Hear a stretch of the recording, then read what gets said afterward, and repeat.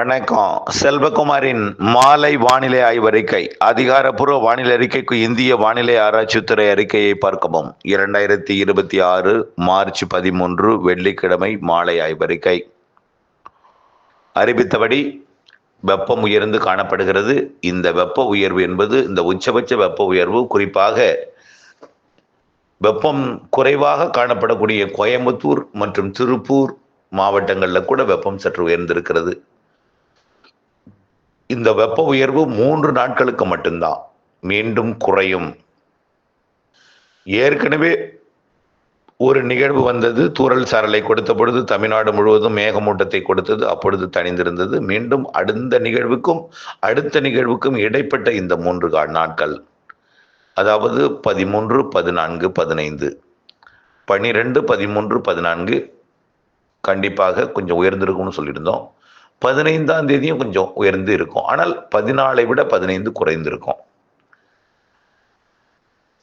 பிறகு 16ஆம் தேதியிலிருந்து வெப்பம் படிப்படியாக குறைந்து 18 முதல் 24 வரை வெப்பம் நன்றாகவே குறைந்திருக்கும். அதுலேயும் 18, 19, 20, 21, 22 மிகவும் குறைந்திருக்கும். மேகமூட்ட வானிலை, புழுக்க வானிலை இருக்கும். ஆனால் வெப்பம் குறைந்திருக்கும், சூடு இருக்காது, கொஞ்சம் வியர்வை கூடுதலாக இருக்கும். குறைந்த அழுத்தம் தரையில் நீடிக்கும். தரையில் நீடிக்கக்கூடிய இந்த குறைந்த அழுத்தத்திற்கு, அதாவது கிழக்கு மேற்கு காற்று இணைவு என்பது உள்ளே நடைபெறும். வெப்பச்சலன இடிமழை பொழிவு வழக்கத்திற்கு மாறான இடி மின்னல் அதிகமாக இருக்கும். 17ஆம் தேதி அந்த இடி மின்னல் மழைப்பொழிவு தொடங்குகிறது. முதல் இடி மின்னல் மழைப்பொழிவு கர்நாடகாவிலையும் கர்நாடக எல்லையோர மாவட்டங்களுக்கும் கேரளாவிற்கும் கேரள எல்லையோர மாவட்டங்களுக்கும் தொடங்கும். உள்ளேயும் வந்து கொடுக்க வாய்ப்பு இருக்கு. 17ஆம் தேதி குறிப்பாக கரூர் மற்றும் திண்டுக்கல் மாவட்டம் வரைக்கும் கூட முன்னேறி வந்து கொடுப்பதற்கு வாய்ப்பு இருக்கு. 17ஆம் தேதி 18ஆம் தேதி நல்ல ஒரு முன்னேற்றம் ஏற்படும். இடிமின்னல் மழை எல்லாமே மதியத்துக்கு மேலே தான்.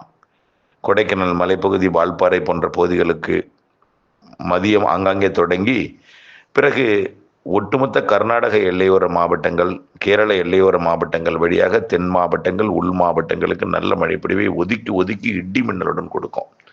விட்டு ஆங்காங்கே உருவாகும். ஆங்காங்கே கடுமையான ஒரு இடி மின்னல் முழக்கத்தோட எங்கேயோ பல மாவட்டங்களுக்கு தொலைவில் நடைபெறக்கூடிய அந்த இடி மின்னலை பல மாவட்டங்கள் தாண்டி கூட நீங்கள் பார்க்கும் அளவிற்கு கொடி மின்னல் மிக அதிகமாக இருக்கக்கூடிய ஒரு வானிலையை நீங்கள் 18ஆம் தேதி 17, 18, 19, 20, 21 தேதிகளில் நீங்கள் உணரலாம். இது தமிழ்நாட்டுக்கு மட்டுமல்ல. நம்ம ஏற்கனவே கிழக்கு காற்று தமிழ்நாட்டின் ஊடாக ஊடுருவி தென் மாநிலங்கள் மற்றும் அதாவது வங்கக்கடலோர மாநிலங்கள், வடகிழக்கு மாநிலங்கள் எல்லாம் கொடுத்து வடவுள் மாநிலங்கள், அதாவது மத்திய பிரதேசம், உத்தரப்பிரதேசம் வரைக்கும் போய் இந்த கிழக்கு காற்று போய் மழைப்பொழிவை கொடுக்க போகுது. ஆக தென் மாநிலங்கள் முழுவதும் மழைப்பொழிவு தான். தென் மாநிலங்கள் இல்லை, பெரும்பாலான மாநிலங்கள் நாடெங்கும் மழை. இமயமலை அடிவாரத்தில் கூட மேற்கத்திய இடையூறு மழைப்பொழிவை கொடுக்க போகுது. ஒரு வழக்கத்திற்கு மாறான ஒரு வானிலையாக வரக்கூடிய 17லிருந்து 22 வரை நாடெங்கும் இடிமின்னல் மழைப்பொழிவை தெலுங்கானா, ஆந்திர பிரதேசம், கர்நாடகா, கேரளாலாம் கொடுக்க போகுது. இது முன்பருவ மழை, கோடை மழை, வெப்பச்சலனம் காரணமாக. முதல் மழையில் ஆலங்கட்டி மழை, ஐஸ் கட்டி கூட இருக்கலாம் சில இடங்களில். அதாவது கிருஷ்ணகிரி, தருமபுரி மாவட்டத்தில், திருப்பத்தூர், வேலூர் மற்றும் திருவண்ணாமலை இந்த மாவட்டங்கள்ல எல்லாம் முதல் மழை பெய்யும் பொழுது, அதே போல் ஈரோடு மாவட்டத்தில் வடக்கு பகுதி மற்றும் சேலம் மாவட்டம், நாமக்கல் மாவட்டத்தில் கூட ஒரு சில இடங்களில் ஒரு ஆலங்கட்டி மழைப்பொழிவு போல் ஒரு மழைப்பொழிவு பொழியலாம். நல்ல ஒரு அழுத்தம் அதிகரிக்கப்பட்டு, அழுத்தத்தினால் காற்று அதிகமாக அழுத்தப்பட்டு மேகமாக உருவாது, ஐஸ் கட்டிய மாதிரி அப்படியே ஆலங்கட்டி மழைப்பொழிவாக மெல்லிய ஒரு சின்ன நைஸ் கற்கண்டு போல, டைமண்ட் கற்கண்டு போல ஆங்காங்கே மழை பொழியும் பொழுது விழலாம். 18, 19, 20, 21 இது நல்ல ஒரு பரவலான மழைப்பொழிவை தமிழ்நாடு முழுவதுமே எல்லா மாவட்டங்களுக்குமே கொடுக்கும். ஆனால் ஒரே நேரத்தில் எல்லா மாவட்டம் கொடுக்காது. டெல்டா உள்ளிட்ட கடலோர பகுதிகளுக்கு 18ஆம் தேதி இரவு, 19ஆம் தேதி அதிகாலையும் கிடைக்கும். அதாவது 17ஆம் தேதி கர்நாடக எல்லையோர, கேரள எல்லையோர மாவட்டங்கள், 18ஆம் தேதி அனைத்து தென் மாவட்டங்கள், உள் மாவட்டங்கள், 18ஆம் தேதி இரவுக்கு பிறகு அனைத்து வடகடலோரம், டெல்டா உள்ளிட்ட அனைத்து மாவட்டங்களுக்குமே இந்த மழைப்பொழிவு கொடுக்கும். அனைத்து மாவட்டங்களுக்குமே மழை உண்டு. 18ஆம் தேதி இரவு, 19ஆம் தேதி தான் கடலோரம் வரும். கடலுக்குள்ளும் பெய்யும். 19ஆம் தேதி காலையில் கடலுக்குள்ளும் பொழியும். அதாவது ஒவ்வொரு நாளும் மதியத்திற்கு மேல் மழை தொடங்கும். மாலை இரவு தீவிரமடையும், இரவு நள்ளிரவு கடலோரம் வரும், அதிகாலையும் கடலோரத்தில் பொழியும், காலையிலையும் கூட கடலில் பெய்து கொண்டிருக்கும். அப்படிப்பட்ட மழைப்பொழிவு 19ஆம் தேதி நடைபெறும். ஆனால் இடி மின்னல் தான். 19ஆம் தேதி மீண்டும் மாலை இரவில் தீவிரமடையும், மீண்டும் கடலோரம் வரும். இப்படி தினசரி 22ஆம் தேதி வரை மழை வாய்ப்பு இருக்கு. இதுல 18, 19, 20 தான் பரவலான மழைப்பொழிவு, அனைத்து மாவட்டங்களுக்குமான மழைப்பொழிவாக தெரியுது. அட்டிய டைம்ல எல்லா இடத்துலையும் பெய்யாது.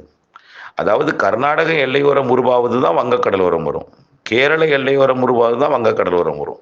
சில நேரங்களில் கல்வராயன் மலைப்பகுதியில் உருவாகி வரும், சில இடங்களில் கிழக்கு தொடர்ச்சி மலை ஆங்காங்கே பிட்டு பிட்டா உருவாகி கிழக்கு நோக்கி வரும். ஒரே மாதிரியான ஆனால் நீடித்து நின்ற மழைப்பொழிவை கொடுக்கும். சில இடங்களில் கிழக்கு காற்று மேற்கு காற்று சந்திப்பின் காரணமாக மிக வேகமாக வந்துடாது. சில இடங்களில் விடிந்து வரும், சில இடங்களில் நள்ளிரவு வரும், சில இடங்களில் அதிகாலை வரும், சில இடங்களில் முன்னிரவு வரும். இப்படி ஒரு இடத்துல உருவாகி அது டெவலப் ஆகிற வரைக்கும் கிழக்கு காற்று தடுத்து தேக்கி ஒரு இடத்துல கனமழை பொழிவை கொடுக்கும். நல்ல ஒரு மழைப்பொழிவு, ஒரு வழக்கத்திற்கு மாறான வானிலையாக இருக்கும். வெப்பம் தனியும். 17 to 22ஆம் தேதி வரை இந்த வானிலை. டெல்டா உள்ளிட்ட கடலோர பகுதிகளுக்கு 18 இரவு, 19, 20 2 நாளும் நல்ல மழை இருக்கும். அதாவது 19 அதிகாலை காலை, அதே போல 20, 19 இரவு, 20 அதிகாலை காலை, இப்படி மழை இருக்கும். அனைத்து மாவட்டங்களுக்கும் மழை இருக்கு.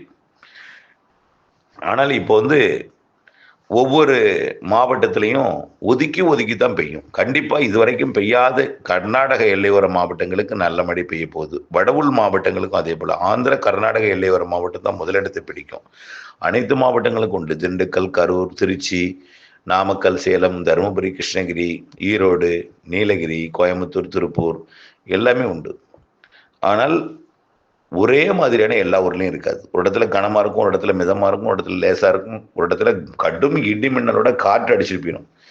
அதாவது முதல்ல இடி மின்னலை நீங்க பார்ப்பீங்க, முதல்ல மின்னலை பார்ப்பீங்க, அப்புறம் இடி வரும், இடிக்கு அப்புறம் ஒரு காற்று வரும்.